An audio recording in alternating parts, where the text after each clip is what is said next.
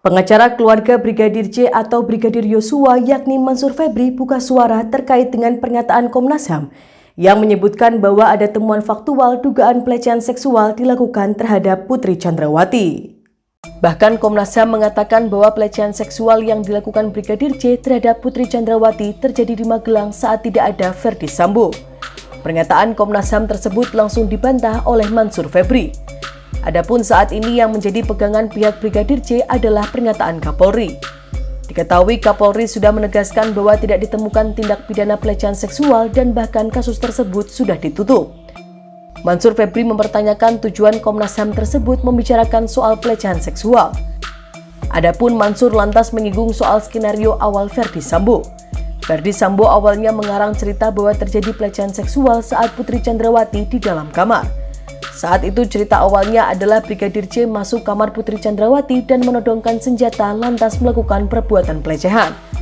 Namun skenario tersebut lantas diubah dan kini menjadi pelecehan seksual dilakukan saat Brigadir J dan Putri Chandrawati berada di Magelang.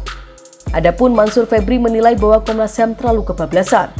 Ia mengatakan seolah-olah Komnas HAM sebagai penyidik yang menyimpulkan suatu hal tersebut. Adapun Komnas HAM bahkan mengungkap temuan faktual adanya dugaan kekerasan seksual yang dilakukan Brigadir J terhadap Putri Chandrawati di Magelang. Berdasar dari pemeriksaan sejumlah saksi, kekerasan seksual yang dilakukan Brigadir J diduga dilakukan saat Verdi Sambo tidak berada di Magelang. Dari kejadian tersebut, Khoirul menuturkan adanya ancaman terhadap Brigadir J.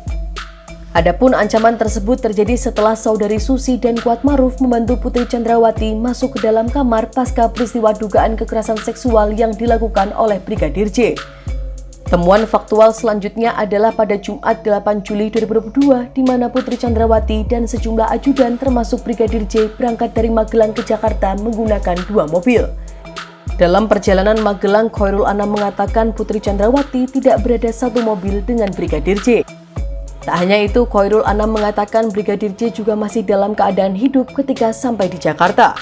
Adapun hal ini sesuai dengan temuan Komnas HAM di Jambi. Lalu temuan faktual lainnya Khoirul Anam mengatakan adalah tentang peristiwa di rumah Jalan Saguling 3 Jakarta. Putri Chandrawati ungkap Khoirul Anam menceritakan peristiwa yang dialaminya di Magelang kepada saudara Verdi Sambo. Dari cerita tersebut, Verdi Sambo kemudian memanggil Bribka Riki Rizal dan Barada Richard Eliezer atau Baradae ke lantai 3 rumah pribadinya. Kemudian Verdi Sambo merencanakan upaya penindakan terhadap Brigadir J. Lalu rombongan Putri Chandrawati lebih dahulu sampai di rumah dinas Kadif Propam Polri nomor 46 Duren 3 sebelum Verdi Sambo tiba di lokasi tersebut.